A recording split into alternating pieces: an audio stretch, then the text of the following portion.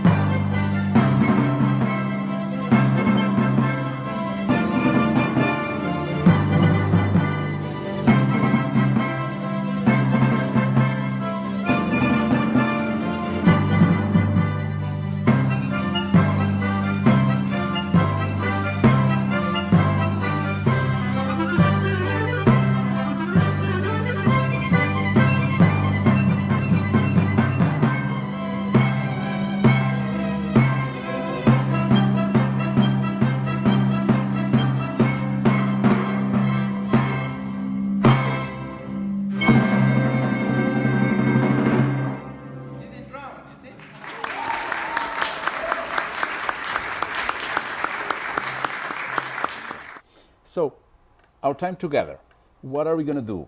Well, usually the biggest dilemma is what we have to leave out. It's almost like programming a concert. It's not the pieces that I put in the program. The dilemma is everything that I have to leave out for it to work as a unique experience. So now, in the time span of, let's say, an hour plus, I'll be sharing with you some of the points that will in turn become a lesson or a class in how to self-help ourselves as conductors in training, or just even have a sense of what conducting is about. One bit of housekeeping throughout the session. So if you have a question at any time, please write it in the chat or use one of the reaction signs at the bottom of your screen that may say raise your hand, and Andrew, my TA, will get it to me, and then we'll continue with there.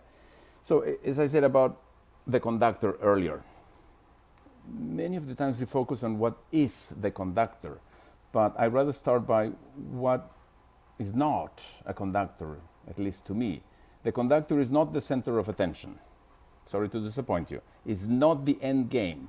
Doesn't work. It's the person that gets to tell everybody what to do. Maybe a little bit. So the conductor really is at the service of the music. It's about the music. There's not one single day of my life that I wake up or I realize how fortunate, how lucky am I to do what I do. Every day, because it's about the music, and the music that somebody else composed. I have no talent to write music, to compose music. So the admiration I have for any individual to write music, for which then we as conductors are the luckiest individuals to be at the center of connecting the dots. We're not at the center of attention. So that's who we are. We are connecting dots, connecting people, and sharing music and sharing the content of music. But to me, the qualifications of a conductor is that enjoy music, love music, because if it's not with the music to start with, it won't translate to others. And then you have to want to study hard. There is just simply no shortcuts. There's no skipping to become a good conductor and a better conductor and excel your own limits. So it's a limitless profession, because our instrument is not really in our hands. It's in the hands of people that make the music, inspired by us, led by us, instructed by us. So the circumstances can be many in which this concept happens. So what doesn't come in doesn't go out. So that to me it's a simple premise of being a conductor, an effective conductor. So let me tell you what do I mean with that. The conductor has not one but two instruments on each side of us, on this side and on this side. But though our instruments are not our hands or our arms, are our ears. We have one on each side. And there are two kinds of ears to us. The external one, the one that we hear sounds coming to us, and the internal one, the one we hear sounds through the process of reading. So that's what I want to start our chat, our class, our lesson is, how do I get to hear a piece of music without any sounds? Well, it's totally possible. It may not happen automatically, but step by step you can develop that. And nobody knows what we are thinking, what we are hearing. It's an invisible discipline to others. But it's very important that each of you realizes where that stands. Am I hearing really correctly? Am I not hearing correctly? Because nobody else can. However, an orchestra will notice immediately when we can hear or not hear things. So I use the expression that when we're on the podium or in front of others, we are musically naked. There's nothing that we can fake that it's not visible to others. So funnily enough, what we do is invisible, but when we fail, it's visible.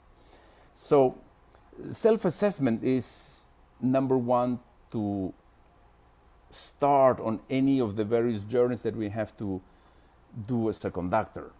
But the first is, can I connect the sounds through my eyes? Almost like a good chef that could read the ingredients or follow a recipe, suddenly all the flavors make sense. But that only happens if you've gone through every flavor, through every ingredient, through the process of cooking this way or simmering this way, etc., etc.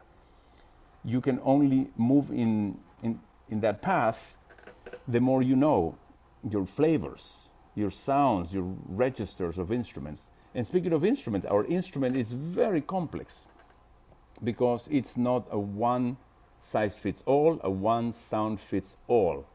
And it changes constantly in a live setting. And there's no guarantee that anytime you hear music, when it gets repeated, even at the moment, it'll be exactly the same thing. So to me, our ears play an important role on how we act and interact with an orchestra. So how do we read? Notation. When I read something, I should be as close to reading sounds, not just pitches.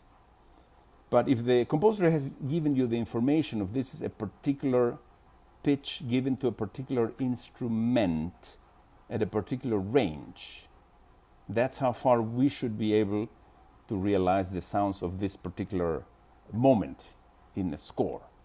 And the possibilities are endless because composers have the ability to write anything they want. So we in turn have to be prepared to absorb all that information and turn it into music as quickly as possible. Now this took me a long time. This is not something that can be done by data and by facts and by memorizing. There's nothing that can be done about that.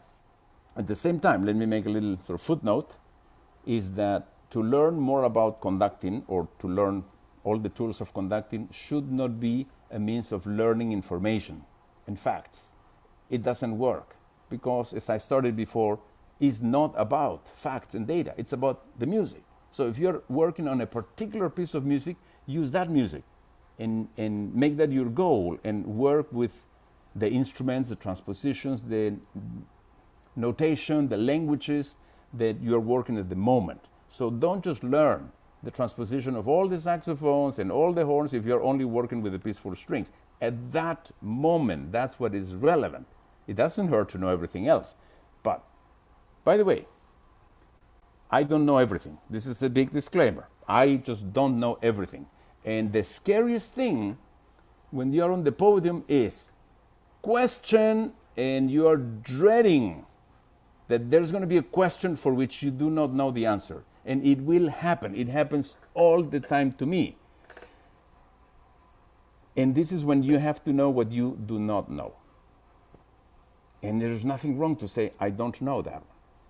But for sure, I'll come around and give you the answer as soon as I can, whether at break, after the next rehearsal, I'll do my homework. Because we are challenged with that at all times.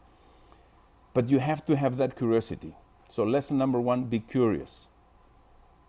If you haven't found the joy of curiosity, find it. It's fun.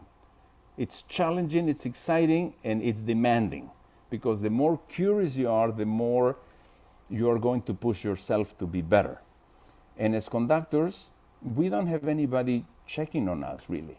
Can you imagine I go to my friend Sapekka Salon and I would say, can you check my Brahms Symphony No. 2?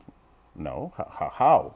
Well, we can talk about it, but there's not such a thing as I can play, my excerpt on an instrument for somebody else. Yes, that's a little more tangible. But again, this invisibility of what we know and we do, it's really between us. It's an internal matter. So going back to the notation, and I will go onto this over and over and over, because that's our source, that's our sacred document, is the score that we have in front of us. There's nothing else. There's no recording, no video, no YouTube link, no, absolutely none. That's it. That's the one. So no shortcuts. Such as, let's put this into different context.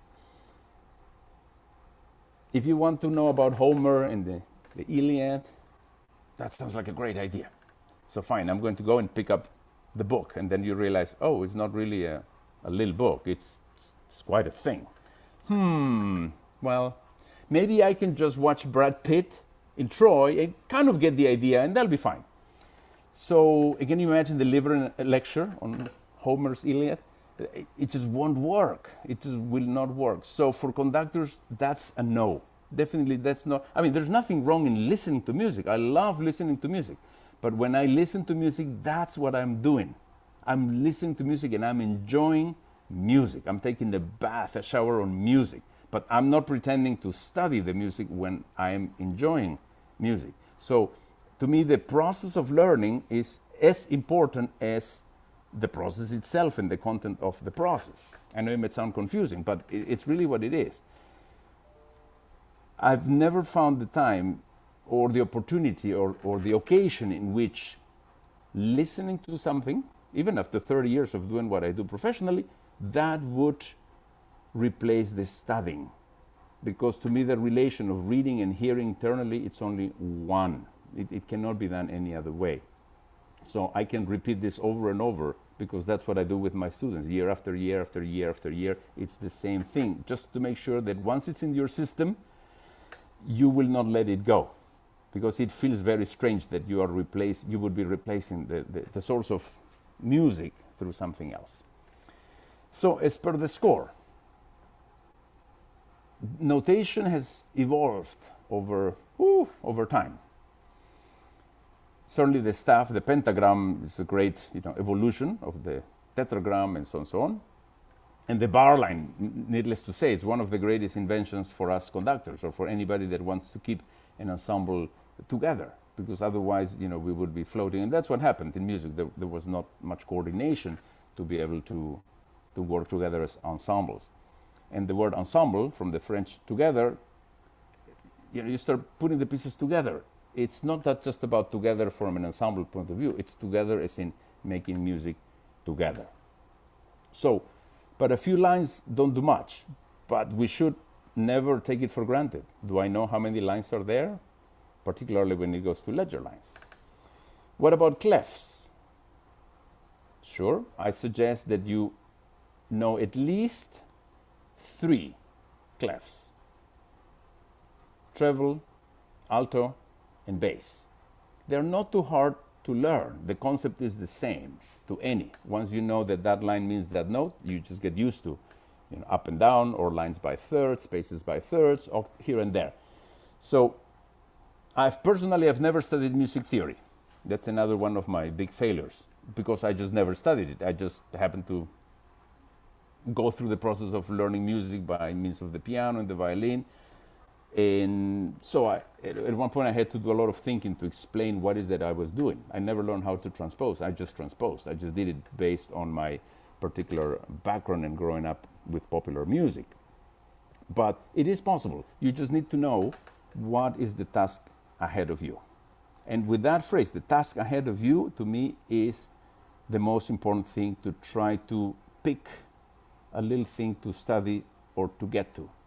Because we would have endless topics that we would never get to it. So find the music, find the piece of music, and get to it.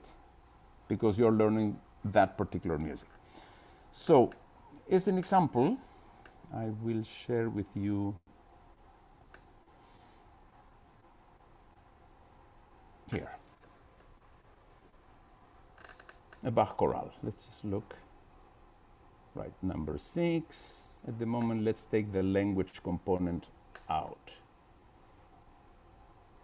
So you would have to judge if going straight to 4 lines in 4 different clefs is too much. That's very possible that that'll be the case. So the next thing is, can I actually hear what I'm seeing? Well, maybe, maybe not. So my thought, my thinking process is always take a step back. Do I have perfect pitch? No, I don't have. Or yes, you do have, which is it's a blessing and a curse, but we'll get to that in a moment when we get to transpositions. So, tuning fork. If you don't know what a tuning fork is, it's literally, a piece of metal that it gives you most of the time that A, which happens to be, then you can start making the connection. So that's the open string of the violin, that's the open string of the viola. And with that single pitch, you should be able to find any other pitch. Oh, hang on, I cannot do that. Well, take a step back. Have you learned music horizontally? So melodically. So in this example of the Bach chorale can allow you to do that. So if I can't hear, well then go to a keyboard. I would say the keyboard is the conductor's, second best friend. There's always a first best friend that is not in music, but is your second best friend. Have the ability to maneuver the keyboard. And that's what I call it, maneuver the keyboard. Don't play the piano unless you want to perform the piano or perform the violin. But maneuver the keyboard will allow you a range of possibilities, such as, oh, this is the middle C. That's the tuning A. Therefore, the bass sounds an octave away, this bass here. Now, get yourself through this. Can you sing this in your mind, like right now, quietly? In other words, silently. Sorry, don't. So go through the first fermata. Okay, silently, just look at it.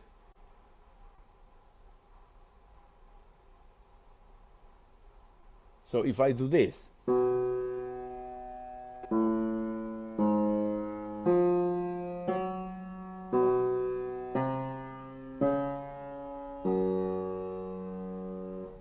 so you would be able to tell what matched, what didn't match.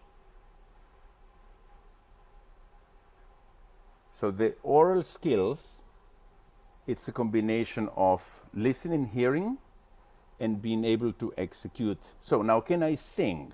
So if that was the bass, and on bar 1, can I sing the tenor? For which that means I have to figure out what note it is. So I can either go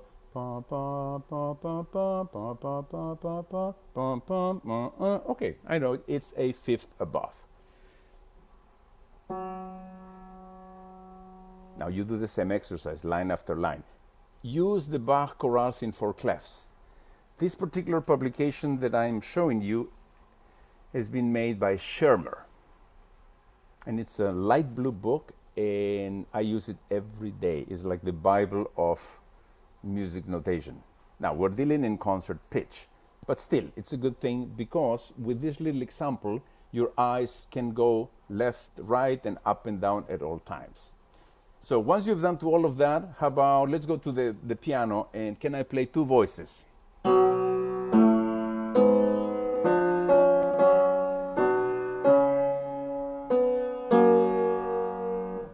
So can I play three voices? And so on and so forth. Can I play four voices? Maybe not. Or can I use Bach chorales? Any, pick any. And can I start using this as a great exercise? So it's about the music, but now the music helps me with the theory and the practicality. For instance, at 10, chorale 10, another exercise to develop good reading skills is take the tenor and the alto. And can you name all the intervals? Just name the intervals to precision. Such as minor third. The next one, it's a major third with a passing tone, and so on and so forth. Then I have a fourth on the second beat, sorry. But then go and mix up voices until little by little you'll realize that the diet of the Bach chorales have done great to your health. I would also suggest do not ever repeat them because you'll end up memorizing. And the beauty of the Bach chorales is that they have the same principle, but they are not predictable. There's always something new about any of them. So if Bach wasn't enough, then let's talk about not real sounds, meaning transposed sound. Let me just open in. Right, so it disappeared from me, but here it is. Okay, keep fingers crossed that all my technology works. You never know these days. Okay.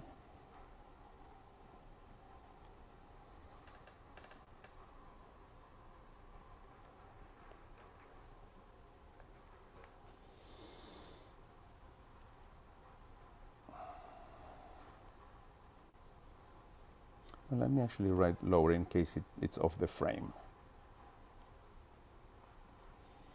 So that note is the first pitch I play. So this would be concert pitch, typical real, and so on and so forth. But we know that this A only sounds there. Now it sounds different given to the every possible instrument, but we know that that's where it's located. So now let's talk about, in brief, the layout of the score, which it's not guaranteed. But once this is again to make the story short, your upper part of the score, you would have, in the majority, the woodwinds, followed by the brass. You would have timpani, percussion, other things, harp, and then strings. So sort of in a simple, 4+ chunk. So based on the concert pitch,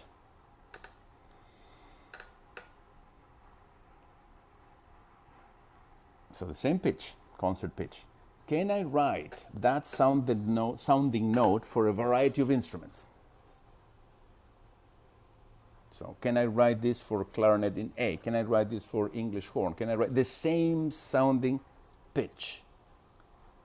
So my sort of lesson, my teaching you, this is a combination of self-help. So get the list of instruments or have a friend throw instruments at you. Give me an instrument.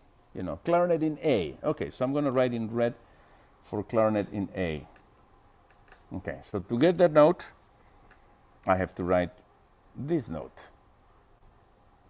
because we transpose the clarinet a minor third below. Now, careful, I said we, because the clarinet may never transpose. If the clarinet in A has a part in A, then we don't transpose it. So if I want to write for a clarinet in B flat, I'm going to write B flat, because we transpose that way. For clarinet in D flat, we would transpose, etc., etc. So this time is not to tell you all the transpositions. It's just to tell you that instruments have written notes that sound something else to us. Now it gets a bit more complicated when you have horns in all possible, particularly natural horns in all possible, keys. So, in speaking of that, and tell me if I'm going too fast somehow, because I'm aware of the time. So let me show something for you here, another score. And this is more like a self-help, but it also tells you a little bit how focused I can be, and yet using parallels of topics will lead to the same thing here. Okay, hopefully my cursor should be visible. This is a fragment of Berlioz's Roman Carnival, and this is just the upper part of the score. You can see here that the strings are at the bottom,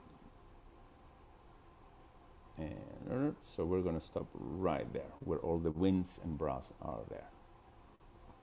So now I'm reading a vertical line on beat 1. And if I was to list the instruments from line 1 down to 2, I can see that these two instruments are bracketed. Where's my cursor? Here. Are bracketed, so they belong to the same family. You may not know what instrument I have here, but you know that these two belong to the same flute family. I gave you limited information, so this could be either two flutes or maybe one flute and one piccolo here. You couldn't have the piccolo there because the piccolo would be an octave higher, and then the gap would be a lot bigger, and also would be out of range for sounding terribly high. Then your next line are the oboes, because you see that they split here. So right now, is our tuning A was here. So the oboe plus this other octave. Then the line below the oboes are the clarinets, as we would know them traditionally in the right,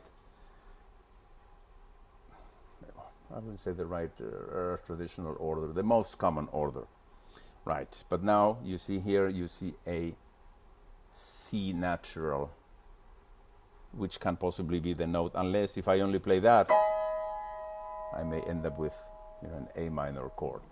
But these being clarinets in A, the written high C will sound in unison with the oboe, because we transpose it a minor third. So right now I have the oboes, the first clarinet, exactly in the same place.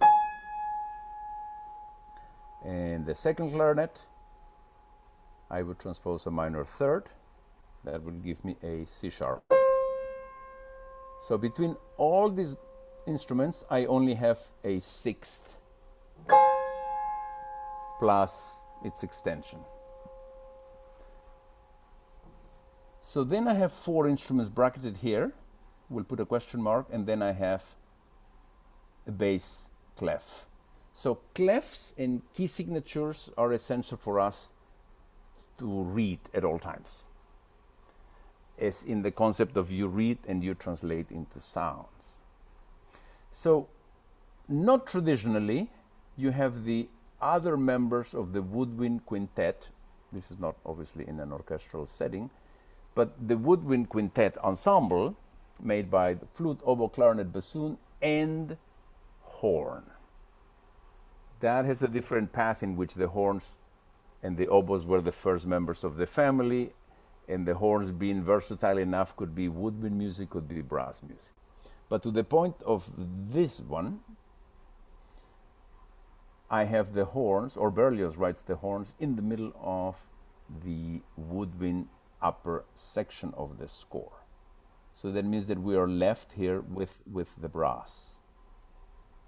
So if your horns are here, then you would have your 4 trumpets of some kind, or whether there are piston and trumpets, you would not know that from this excerpt, followed by trombones, and because of the nature of this, it's a trio.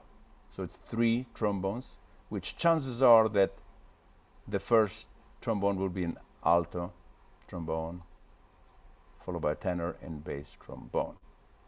But so, can I hear the transpositions of the horns and the cornet, or a piston, or the trumpets correctly to be able to hear an A major chord? So that means you have to go through the process of figuring out what notes this would end up sounding. So I can only have a 5th between the root and the 5th of the chord. So for this to sound the root, an A and an E, then means the horns have to be in C, except that they do not sound where they are written.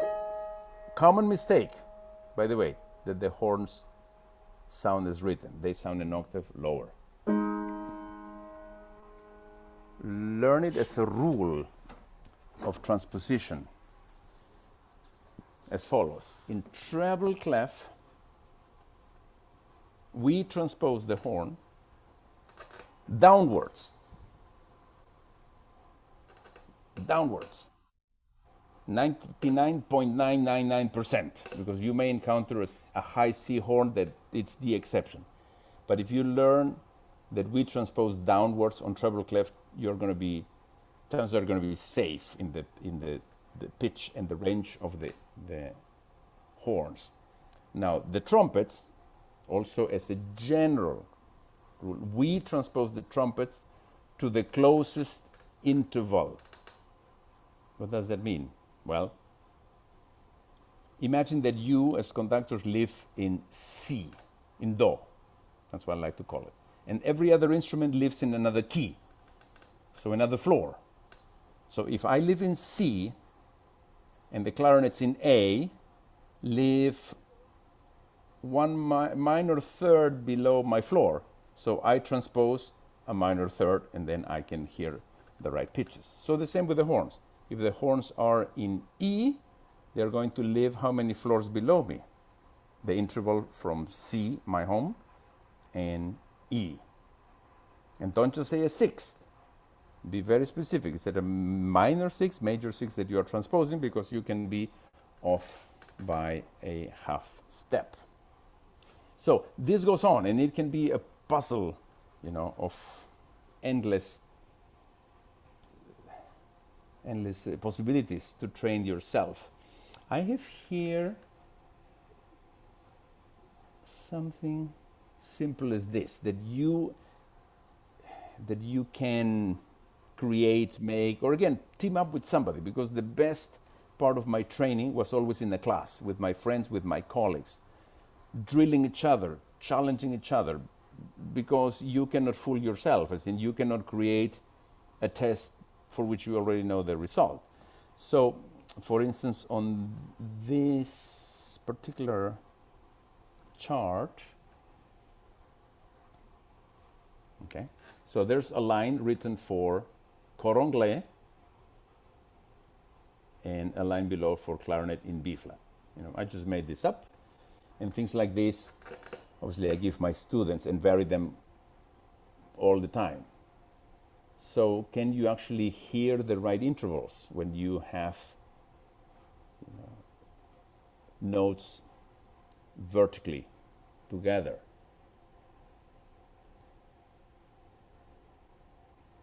So do this mentally. Pick any one bar, and the accidentals apply to one bar. So I like to train my eyes in the up and down as much as possible, because when we are working, as in when we are on the podium, that's what we'll do. We'll be looking at our score up and down all the time and realizing what the sounds are. for instance, you can go, okay, there's, if you want to be more advanced, you can challenge yourself to creating things like this. Now remember, what was the general way of transposing the horns for us? We transpose downwards.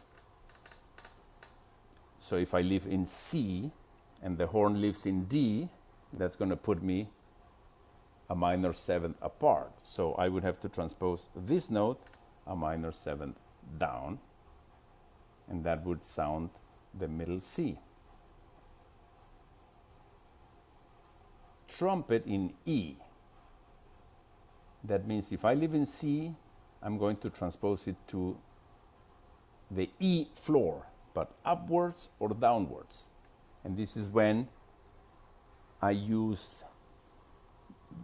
the words, you transpose to the closest interval, meaning the E can be either a major third above or a minor sixth below. So which one is closest?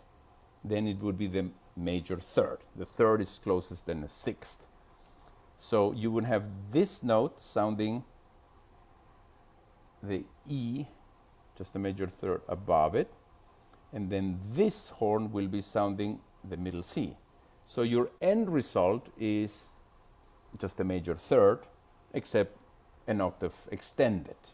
And that's something also that I like to use, is for the purpose of how do I apply this, right, when I'm on the podium? Yeah, so much, yeah, great, yeah, I can do this. But what is the purpose of this? Well, can you imagine a horn player transposing at the wrong octave? It happens. It does happen. Because if a horn player has a horn in F, or a double horn, F, B flat, so, and the part is in D, they're twice transposing. So mistakes happen all the time. So if you can recreate the sounds in your vocabulary, this is a major third. Okay, now an octave higher. Oh, this is an augmented fourth, or whatever that you need to work with the sounds that come to you. That's why this is extremely important while you are in a rehearsal. You know when this is of no use is when you are performing, when you are in a concert. Why? Because there's only one way. You only go forward. You never come back. So, which brings me to knowing all this and many, many more things. Let's talk about languages now, terminology. I don't know what sur la touche means. I don't know what grefprit means. I don't know what trompas mean. Is because the majority of our work is during rehearsals. Whether you have one rehearsal, unless the rehearsal and the concert are the same thing, which has happened to me too, but then you're only going in one direction. But every time you have to come back, you are hearing what's coming to you, you're remembering, and then you're figuring out how all this information is of use. And believe me, it is of use, because to put an orchestra piece together, or a large ensemble, or anything you're working with, it's time consuming, it's elaborate. It will be the same as baking a cake. What's the easy part of baking a cake? Is putting a cherry on top of the cake. You just open the jar, take it out, put it in, but you can also eat it in one bite. It's gone. So if you haven't baked your cake, you can't really put the cherry, because maybe the cherry goes through, or but baking is what is the most time consuming, and it's messy, and the flour goes up and down, and you may get the wrong weights. So that's why getting all your fundamentals of conducting does have an immense or plays an immense role when we are in front of the orchestra. So I have said nothing about our arms and our hands. Sure, because that's the 10% even of what we do. Because remember this saying, you have to have the score in your head, not your head in the score, when you conduct. And the more the music is in your head, the freer you're going to be, first of all, to hear, because our ears free up, they liberate from any boundaries, from any hesitation. And that's only the more you know the score, the piece that you are working on.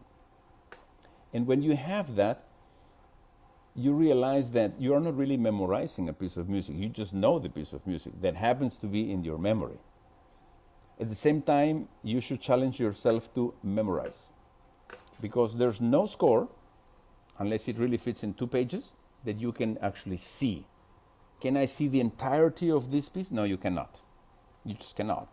So if you're flipping through pages and pages and pages of scores that can be, of length, if you don't remember, if you don't retain what you are absorbing, then you will not have an understanding of the piece. So reading, remembering, memorizing, and those are the steps that will guide you through. They guide me every day, every time I have a new piece of music, whether I know the composer, the language, the terminology. It has saved my life. Well, it has made me happy too. It's successful in my profession. So, just to give you an example, out of context, when Augustin Hadelich, the violinist, asked me to play with him Ligetti's violin concerto and much less record it, and I said, under no circumstances that I wouldn't do that, because I was incapable of doing. And also that's something else. When do you know that you know the pieces, or when you do not know the piece, to embark on it? So that's another process that takes a long time to get acquainted with scores. So I realized there was an infinite world of sounds that came through the notation, such as scordatura, violin and viola, quarter tones, ocarina that had to transpose. I mean, suddenly I was thrown into a world of unknown to me. And I went back, took a step back to every issue I had and used exactly what I'm telling you right now. One step at a time, one note at a time, one sound at a time. And of course, the podium, as many of you may know, doesn't sound at all like a recording or like stereo system or speakers. Not at all, much less headphones. So you can only train with an ensemble to get the feeling of sound coming to you. It's a little bit like swimming. If you have never set foot in a swimming pool, never, like ever, imagine that. Just picture that, so erase that if you have actually set foot on a swimming pool of any depth. Can you imagine just talking about this? Sure, in principle, yes, make sure you breathe, right? Make sure you stay above float, right? But getting wet or get and cold, that can only be experienced when that happens. And then your memory of that starts building up. And little by little, you realize swimming is not just getting wet. There's space, there's this, there's that, that. So conducting is a little bit like that, in which by the time we meet the ensemble, all of this has to be taken care of. It has to. Right. I'm not saying it's to perfection, because none of us are perfect, much less me. But to me, the highest point of challenge in the process of studying a piece of music is the first encounter with the music. And I call it that. It's the first encounter of the music that can be the first rehearsal most of the time, or the first time you rehearse that piece. Because if you have arrived to that point of encountering that music for the first time, whether old or new, that moment is going to be crucial to see whether you can be of use to the music. Where we started, can I be of service to the music? And the worst could be if I only have left in my tools to together and softer or louder, right? So, which are the most obvious when we rehearse an orchestra? If it's not together, and if the dynamics are not, or the terms of volume. But how unexciting that would be to reach a first rehearsal just to do that. So, in training, you have to combine the two things. Lots of preparation, lots of understanding, lots of reading, be curious. And then there's the moment. There's the moment in which, hands on. I'm going to get my feet wet, but I may not know how deep the pool is. So another feeling of conducting, which still happens to me all the time, I told you the first one, right? Question, right, to this date. The other one is conducting at any moment, whether at the beginning of any moment, whether the start or every time you stop, you have to start, or when something comes in musically. To me, it's the same feeling as if I'm standing in the beach, in the shore, and there's a wave coming. And you see the wave coming. Yeah, the wave is going to come. Whether it's small, whether it's large, there's nothing you can do. And that's like an orchestra. The sounds are going to come to you, either organized, unorganized. Same with the wave. There's nothing you can do about that. Now, you can only be either prepared to surf it and enjoy it, or be crushed by it. And those are really the two possibilities that you have when you encounter music that comes live to you. Are you prepared to ride that wave? Can you surf and have fun with it? A wave can be a great fun thing, or it could be a disastrous thing. So to me, live music is just a little bit like that. So for the next two things that I want to share with you are the following. Languages. Yes, languages, as in many languages, because music is not notated in any one language. So I encourage everybody to venture into other languages, multiple languages. Whether you, again, just like piano, when I said you should maneuver the piano as a conductor, absolutely, it's a must. And then whether you perform the piano, that's something else. Same with languages. You have levels of maneuvering languages. So if you're fortunate enough to speak 1, 2, 3, 4, 5, 6, 7 languages, fantastic. I enjoy learning languages, I enjoy speaking them, and I practice them and try to use them. I don't learn them for data, just like music. It allows me to connect with people at the circumstances that I'm in. Or at times, not connect at all, if there's absolutely no connection of words, which happens to me when I go to Finland, because about 5 words that are relevant make me survive, but that's about it. So, terminology, pronunciation, essential. Obviously, you don't need to learn everything in charts. How do I say sul tasto? Or what does it mean, sul tasto, right? So on the fingerboard, sul tasto, griffbrett sur la touche. Yeah, you got at least 4 languages in which, or sobre la tastiera. Common languages. If you want to venture into other notations such as Cyrillic, by all means. But most of the international languages apply, except that we don't know what the other party, as in the players, know for terminology. So when you look at the score, apply every possible thing that is given to you in any language, whether it was the composer or the publisher. So don't take it for granted. Go and spend time. Can I pronounce something? Durchführung, Ausdrucksvoll, en dehors, and so on and so forth. Pianissimo. Is it a double S or a double P or double M? Yes, that takes time, absolutely.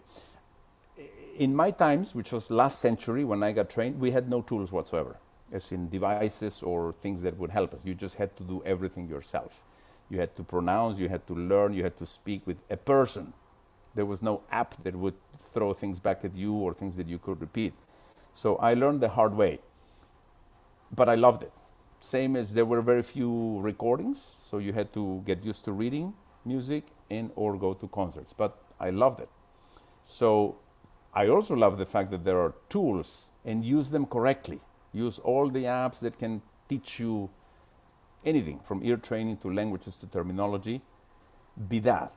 That's not the end game. That's just the tool to get you to be part of the music. I just mentioned terminology because it's an endless world. Fascinating though. And the last part I want to share with you are some videos of my teaching students so that you get a sense of how the time spent beforehand, pretty much like this, except in person, even though the Institute will still have an online live stream for the ones that can travel, or for the spots that are already taken. It's pretty much like that, and we all feel very exhausted but rejuvenated after every session. So, who can be a conductor? Just as we started, who should not be a conductor is the main question. But anybody that has the interest to learn music and has the desire, to share it and be bold enough, because we all have to have that feeling in our gut that yes, I can do this, because you're going to be exposed. You want to fight the bull? Well, yes, you have to know that that's what you want to do, because the bull is going to be there, and the moment you wave the cape, the bull's coming your way. So the same, you have to want to have it, and it's amazing when that feeling happens. So, I've created a platform rather than an institute or a school, even though I'm teaching currently at the University of Nebraska in Omaha. But I consider it a platform and a gateway, a door in which, if that desire is there, yes, you should have the possibility of doing it. So that's why my training has not been limited to music majors. It's in conducting majors. I still work with music educators, with community orchestra conductors, youth orchestra conductors, and there's no real limit to either at the end or at the beginning of your lifetime. I cannot tell you what I can work with or what I will work with until the music happens, right? So it's not premeditated, I'm going to tell you this and this and this and this. Unknown, and you should also not have a plan necessarily. I'm going to say this and this and this, because what happens if you don't need to say those things? So all of these things are as per the moment requires it. Here we go. So Caleb is a music teacher in a high school. Start at the beginning, and can we just, for the basics of it, have a sense of what the flow and the tempo is? There should be one. So there should be too many variants to it. But what's your desired eighth note? That's the meal. The eighth note? Yeah, what would it be like?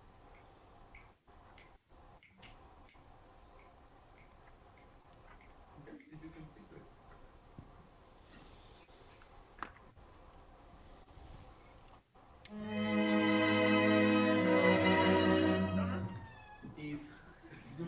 And this would be his eighth.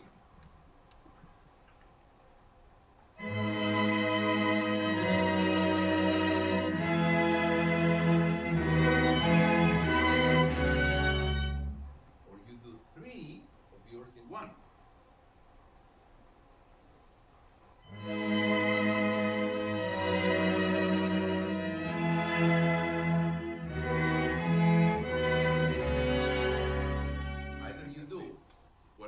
We talked about the other way around, subdividing. But if you already want to start the large way, we need to predict the ratio. You can start either way. I'm telling you which one is. Yours is more musical than my first choice, but at least remember, if they don't play together, it won't be music, right? That's for sure. Okay.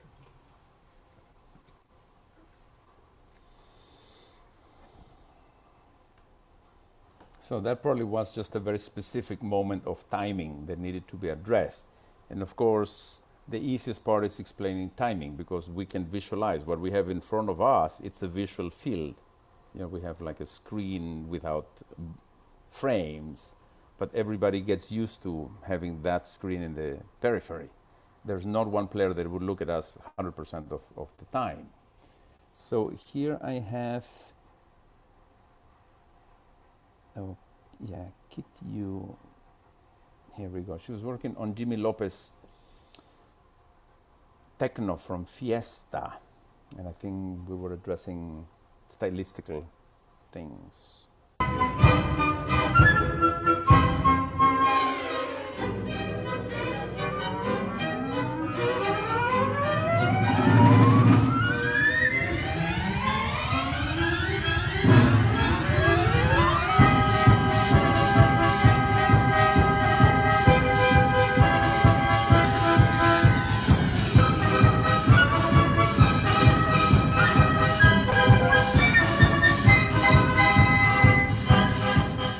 Just to let you hear a little bit of Jimmy's techno.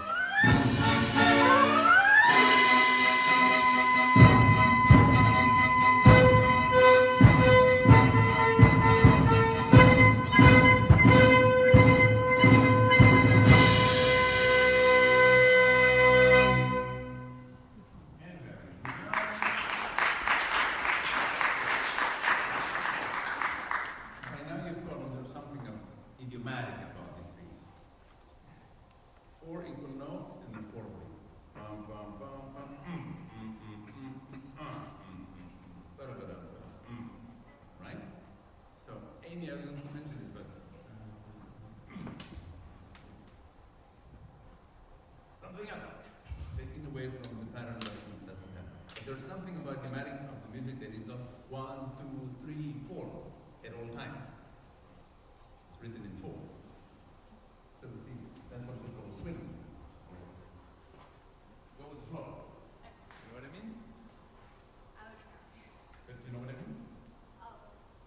It's not a glorified. I know what you mean. Okay, good. But I Let's don't know stop. how to do it. But that's okay. As long as the question was if you understood what I said. That's fine. Beginning. We need that this time.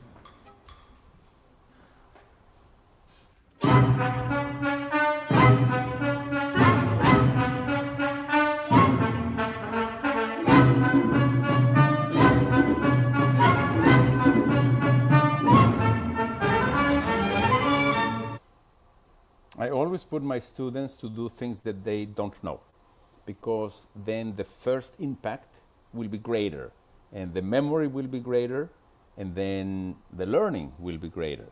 And we can never ever practice as a conductor. You realize that. We always go and work. So, speaking of training, the real sounds cannot be replaced by unreal sounds, meaning you cannot train swimming in a half-empty pool or in only 1 foot of water. Yes, it's wet, but you're not really training with the right feelings. So I do not replace the sounds of the music that we're working with something else, such as, yeah, we're going to learn a Beethoven symphony with 2 pianos. Well, it's not going to be Beethoven or the feeling of Beethoven. It's just going to be something else. So I keep the training of orchestral sounds in a direct setting. So this is why you see that all the ensembles reflect the music that we are playing. This is another instance in which this student had just finished high school and also had never conducted an orchestra, but we just talked about.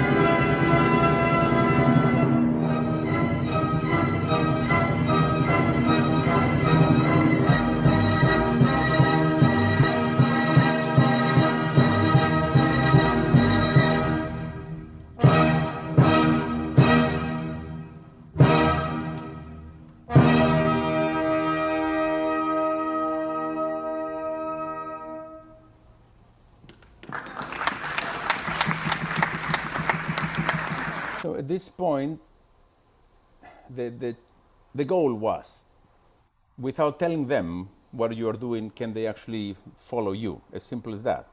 And mission accomplished, because he did whatever he thought he would do and everybody paid attention. So it also proves that when an orchestra is willing to watch you, they'll do anything to follow your lead. And also I tend to stand next to the podium for two reasons. I want to hear as much as the conductor is hearing, because if I sit somewhere else, then the perception of hearing, which after all is the very beginning of working with music, is how this sounds in the podium or as close to that, then I can either confirm that that's what's happening, in the music setting. Now, this is from our January session in which we were COVID prepared. So it's a bit odd the way we're sitting and the way we look with masks and stuff. But this student had never ever conducted in his life, ever. He's currently a violin major, but he always wanted to. And again, there are no platforms necessarily that allow you with an actual orchestra to experience that first time.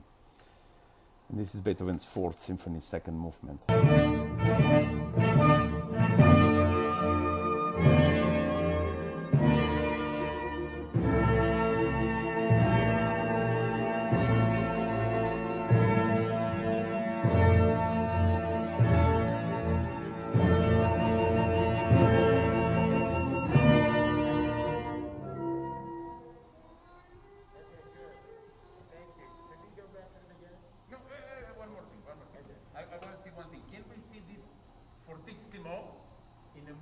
From a more internal source rather than an external source, because there's nothing superficial or external about this piece. The amount of depth. So that means can you not just do it from here, but from within outwards. Rehearsal 5 again. Thank you. Easy forte and deeper forte.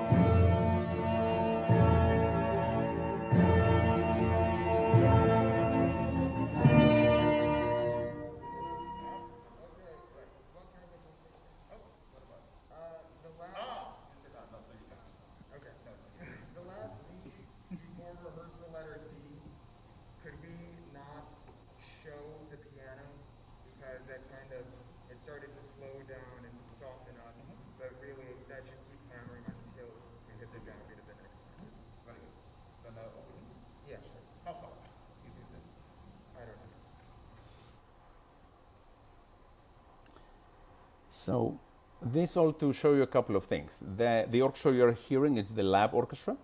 It's the one we use at the Institute. It's a combination of students that advanced students that apply, to be in it, and faculty members that join, so that everybody learns from everybody.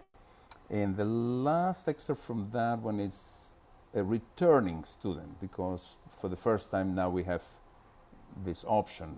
For a long time I only focused on the fundamentals, just your first time, and to realize that there was room to have students come back and add repertoire and build on that first time memory and experience. This is Beethoven's Seventh, as you may recognize it.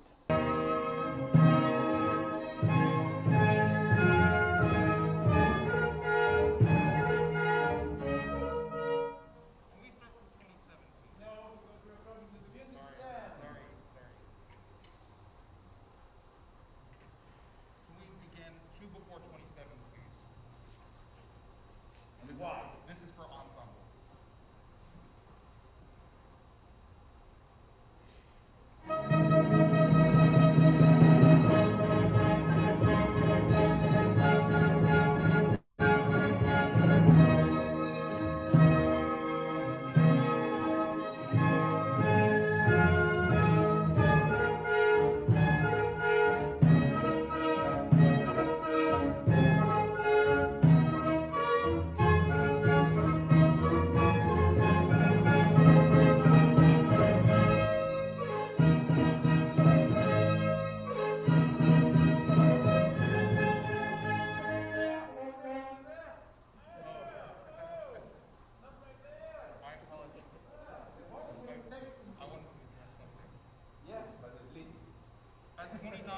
I was telling them, you never interrupt the horns right at that very point, because they're going to give you a look, definitely.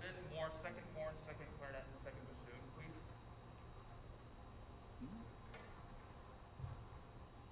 Right from 29, just the winds, please. The pickup? Yes, please.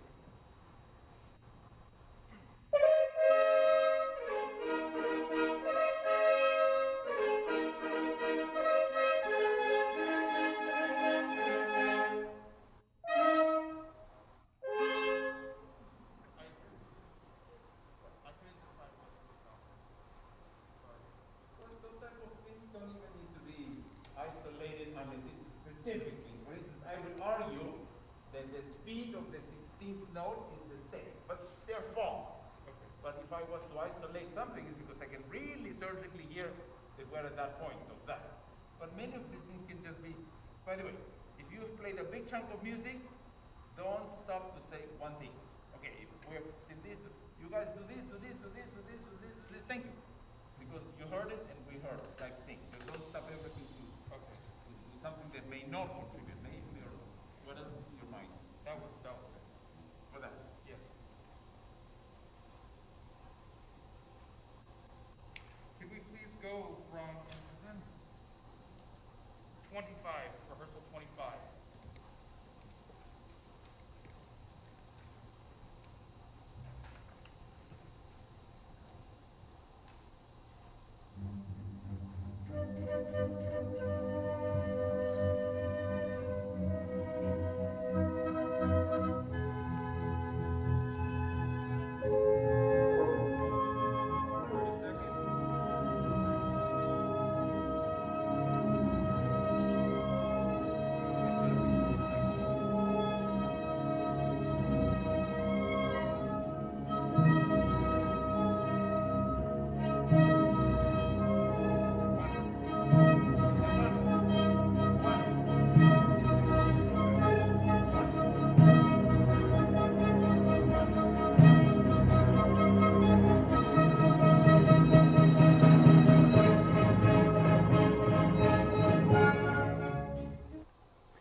So I told you the first reason why I stand next to the podium is so that I can hear what the conductors hear, and then we can work closely. The second one is because I talk to the conductors while conducting at all times so that they won't get distracted. So one should be able to develop this. Can I hear? Can I follow my score internally? And can I have a conversation with somebody and not getting distracted? So it's part of training when you're in it. So with that, I've given you, in a nutshell, not much really, but I've given you the how and the why I do what I do and professionally, and why I love it so much, sharing it with others. The Conducting Institute is one of those ways to do it. And currently, all active spots, to be in front of the orchestra and during the classes are filled up, so we're on the waiting list right now. But the training of what I call the boot camp of conducting is going to be there, and as I mentioned, it's going to be done live stream simultaneously for the class that it's there. So if anybody is interested, I highly recommend it, because it's 3 weeks of 8 hours a day going over the fundamentals of conducting in an interactive way. So that's it. Well, it's great sharing, music with all of you, even though I can't, interact right now, unless you have a last-minute question or comment. This would be it. I'll let you go. I'll be the last one to leave the session. So great meeting you, and welcome to my world of enjoying music, because it's about the music. Cheers. I hope you have enjoyed this presentation. If you would like to know more or contact me, please do not hesitate to reach out.